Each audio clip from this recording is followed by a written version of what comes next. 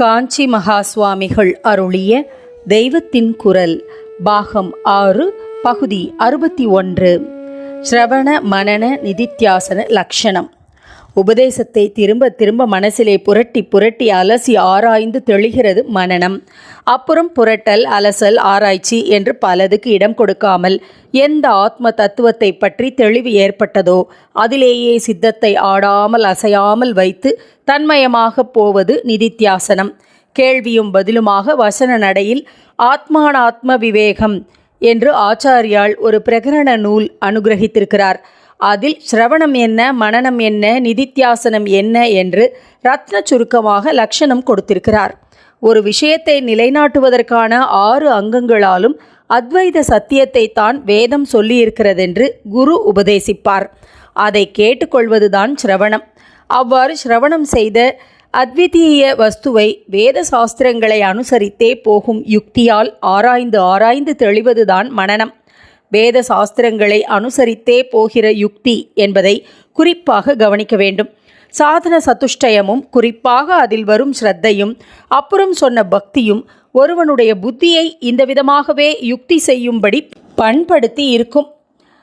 சிற்றறிவுக்கு பகுத்தறிவு என்று பெத்த பெயர் கொடுத்து குயுக்தி பண்ணாமல் குருவின் உபதேசத்தை மனனம் செய்ய வேண்டும்.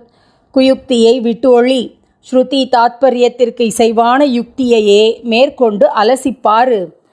துஸ்தர்காத் சுவிரம்யதாம் ஸ்ருதி மதஸ் தர்கோ அனுசிந்தீயதாம் என்று சோபான பஞ்சகத்திலும் ஆச்சாரியால் சொல்லியிருக்கிறார். அதுதான் மனனம்.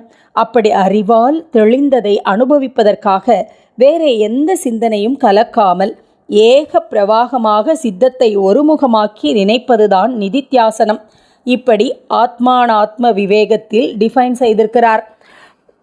நடுப்புற 6 அங்கத்தால் ஒரு விஷயத்தை நிலைநாட்டுவது என்றேனே, அந்த 6 என்னவென்றால், ஒரு புஸ்தகத்தில் ஆரம்பமும் முடிவும் பார்த்தாலே 2லும் சொல்லியிருப்பதிலிருந்து அந்த புஸ்தகம் ஸ்தாபிக்கும் சப்ஜெக்ட் என்னவென்று தெரிந்துவிடும்.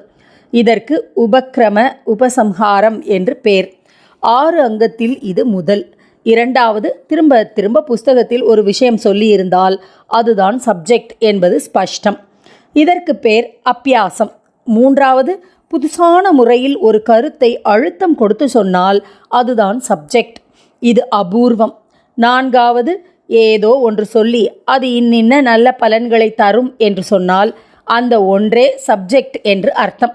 இதற்கு பேர் பலம். 5 ஆஹா ஓஹோ என்று ஒரு விஷயத்தை ஸ்தோத்தரித்தால் அதுவே சப்ஜெக்ட். இப்படி ஸ்தோத்தரிப்பது அர்த்தவாதம். கடைசியாக 6வது உபபத்தி. காரணம் காட்டி பொருத்தம் காட்டி யுக்தியால் இதுதான் சப்ஜெக்ட் என்று நிலைநாட்டுவது.